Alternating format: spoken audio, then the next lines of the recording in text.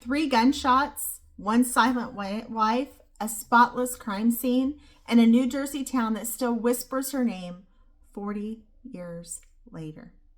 Who killed Michael Anton? And why did his wife wait 13 minutes to call for help? This is the Widow of Westfield.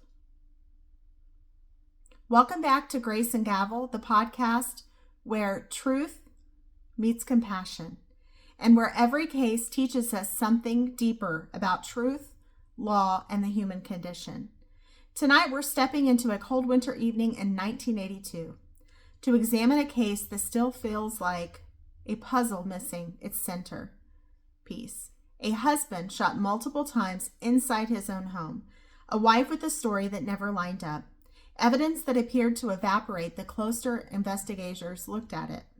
This is the case of Michael and Anna Anton, and the legacy of questions left behind. Who were Michael and Anna Anton? The victim, Michael Anton, 38 years old, accountant at a mid-sized financial firm in Union County, described as quiet, meticulous, and somewhat anxious, known for being punctual and reliable. No criminal history, no known enemies. Fierce, financially stressed, rumored to be $30,000 in personal debt. Had recently taken out a $250,000 life insurance policy. But now let's talk about his wife, Anna Anton, 34 years old. She was a dental hygienist. She was private and introverted and not warm with neighbors. Her marriage described as tense but quiet. Friends reported she seemed checked out the months prior. Described by some as emotionally flat. No history of violence. The marriage dynamics, neighbors reported increasing financial arguments, Michael working longer hours, Anna frequently leaving the house at night for drives. No children, no documented domestic disturbances. On paper, they were a normal suburban couple, but internally, things were unraveling. The day of the crime, December 13th, 1982. Westfield, New Jersey. Cool, quiet, uneventful. At 8:45 p.m., neighbors hear 3 loud bangs they later describe as gunshots. 8:58 p.m., a neighbor sees lights flickering inside the Anton home. 9:01 p.m., a man is seen jogging across the backfield wearing a blue jacket. 9:11 p.m., Anna calls 911. So 8:45 were the 3 loud bangs. 9:11, Anna calls 911. This is the first major red flag. There is a 13-minute gap between the shots and the emergency call. Anna's explanation: I froze. I didn't know what to do.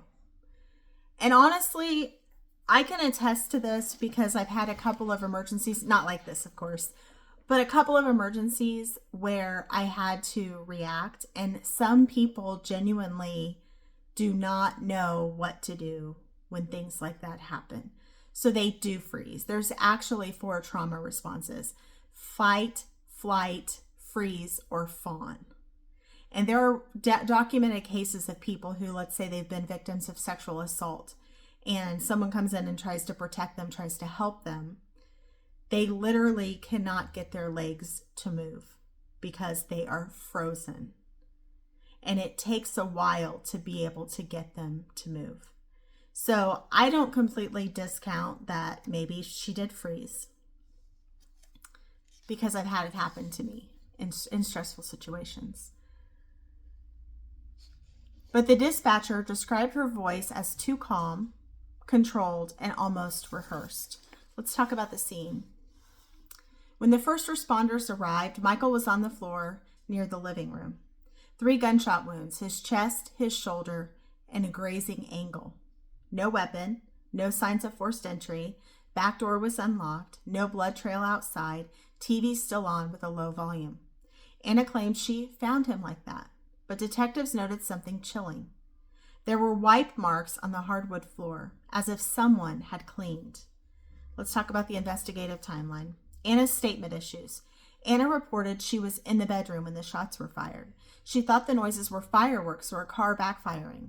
She didn't check on Michael for several minutes. She found him gasping, then panicked.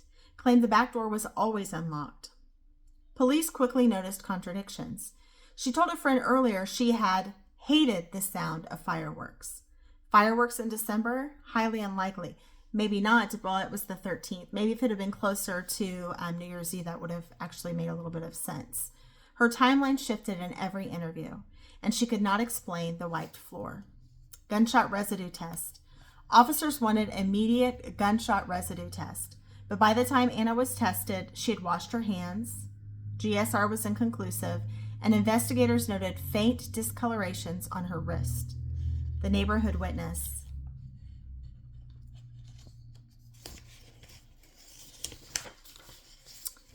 The man in the blue jacket was never identified. He became suspect number 1 later.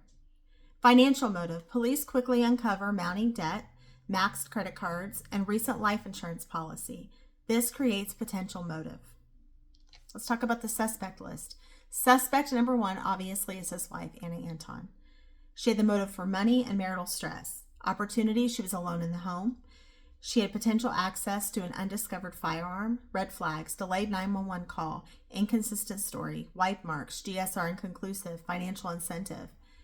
Enough circumstantial evidence for suspicion, but not enough for beyond reasonable doubt, especially because there's the alternative suspect theory. So if you're Anna's attorney, you probably would look at the man in the blue jacket, and then you also would point out possibly the shoddy investigation that you believe that the police did, because they didn't try to track down the man in the blue jacket. But there is a potential that he could actually have been the person that committed the murder because he was seen around that time and the back door was unlocked. And as a criminal defense attorney, I think that that's who you would most likely point to if you were Anna Anton's attorney, right? Shift the blame to someone else. Suspect number 2 is the blue jacket man. Running into the woods, stocky build, mid-40s, blue jacket, never identified. It could be a burglar, a random passerby, or an accomplice, or a red herring. Police never followed the lead strongly, which was a major investigative error. And ultimately, when you have nothing else and there are errors on the police's part, you have to exploit that. Suspect number 3, a financial associate or a debtor. Michael worked in accounting. He handled sensitive financial information. There were whispers of gambling debts, off-book accounting irregularities, a client angry over tax issues, but no direct evidence led these theories to his death. But you think if there's gambling debts, then that likely means that he potentially might have been involved in like maybe dealing with bookies or something of that sort. And that could bring a seedier element into it. And also the blue jacket man, I mean, maybe she hired this individual to take care of him. Again, it's something that we don't necessarily know. So just kind of giving another angle, another point of view here. Suspect number 4, stranger burglary is least likely because there was no forced entry, nothing was stolen, crime appeared targeted. An unlikely scenario, but technically possible, especially like blue jacket man. We don't know who he is. Let's talk about what we know and what we don't know. What we know, Michael was shot at close range, 3 shots, deliberate. No forced entry. Anna delayed calling 911. A man was seen fleeing. Financial stress was real and marriage was unstable. So you think about all of that, and you also think that potentially with Anna, I mean, did she shoot the gun? Did she not shoot the gun? What was the delay there? I mean, you think if you hire a contract killer, I'm sure that that's how they would handle the situation. Very direct, very quick, and then get in and out and be gone. What we do not know. Who fired the weapon? Which is a big question. So there goes your beyond a reasonable doubt. The origin of the gun. Where the gun went. The true relationship dynamics. Because neighbors can claim that they know all sorts of things. Doesn't mean that they do. Why the floor showed cleaning marks. Why Anna was so calm. Identity of blue jacket man. And why police never canvassed the woods thoroughly. Again, probably because they looked to her and were like, okay, there are financial issues. There's a life insurance policy. There's all of these things that line up against her. She's our suspect. We want to go forward with her. And whether Michael had enemies, we don't know that either. So that's another issue. This case is full of gaps, the kind that make reasonable doubt very easy. Easy for the defense attorneys, more difficult for the prosecution, and also more difficult for those that loved Michael Anton and wanted him to get the justice that they feel that he deserved. So let's also talk about circumstantial evidence versus direct evidence. This case is a classic example of strong suspicion but weak physical evidence. If the GSR had actually lined up, that may have given them something to go on. If they had actually looked into the Blue Jacket Man, the Blue Jacket Man was like, no, I go jogging every day at this time, then that would essentially show that he had nothing to do with it. It's almost like the police officers are like doctors diagnosing the crime. And so what they need to do is they need to eliminate suspects to narrow down the pool. Doesn't seem like they narrowed down the pool very much, or they even tried or attempted. And who knows what their reasons were. Circumstantial evidence can convict someone, but only if multiple pieces intersect. So you can't just have one coincidence, like this person was in the neighborhood. Okay, they're guilty, done, over. But they didn't.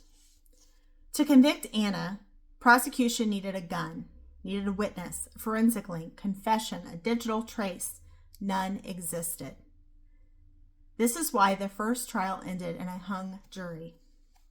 Why she was acquitted. A second trial brought no new evidence, no murder weapon, no clear motive beyond speculation, an alternative suspect, Blue Jacket Man, which cast doubt and created doubt.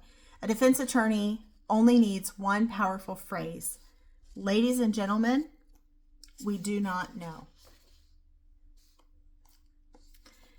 Let's talk about the aftermath. After acquittal, Anna left New Jersey, which I don't blame her, I would as well, changed her last name, never remarried, never granted interviews, and Michael's family was divided. Some think she did it, some think she didn't.